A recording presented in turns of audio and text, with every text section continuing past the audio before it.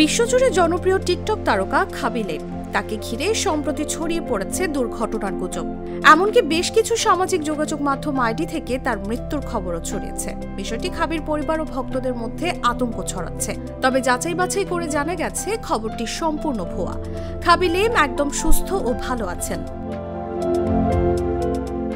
অক্টোবরের শুরুতে YouTube, Facebook ও এক্সে একাধিক পোস্টে দাবি করা হয় খাবি লেম নাকি এক ভয়াবহ সড়ক দুর্ঘটনায় মারা গেছেন।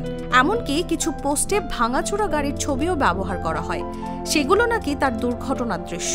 তার বিশাল জনপ্রিয়তা এবং ব্যক্তিগত জীবনের গোপনীয়তার কারণে খবরটি মুহূর্তেই ভাইরাল হয়।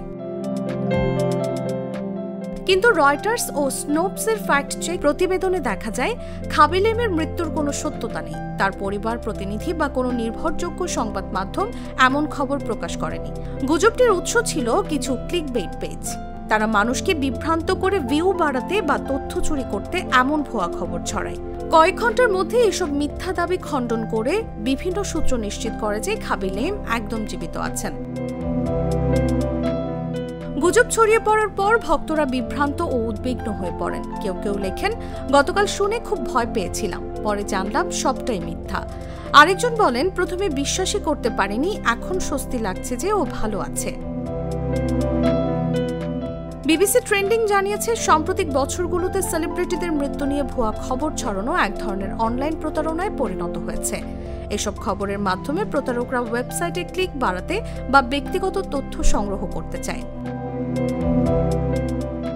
সেনেগালে জন্ম নেয়া এবং ইতালিতে বেড়ে ওঠা খাবি লেম 2020 সালে মহামারীর সময় চাকরি হারানোর পর টিকটকে ভিডিও বানানো শুরু করেন। তার ভিডিওর বিশেষত্ব হলো তিনি একটিও কথা বলেন না, শুধু মুখভঙ্গি ও হাতের ভঙ্গিমায় হাস্যরস তৈরি করেন। সেই নীরব কৌতুকে আজ তার অনুসারীর সংখ্যা বিশ্বজুড়ে 16 কোটি ছাড়িয়েছে।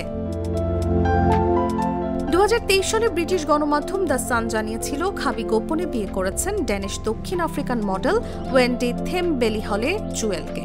এর আগে তিনি ইতালীয় প্রভাবশালী তরুণী নাইরা নুচ্চির সঙ্গে বাগদত্তা ছিলেন। তবে খ্যাতি পাওয়ার আগেই সম্পর্কের ইতি ঘটে। বর্তমানে খাবি অবিবাহিত এবং নিজের কর্মজীবন নিয়েই ব্যস্ত। তসলিমা তিথি, জাগো নিউজ।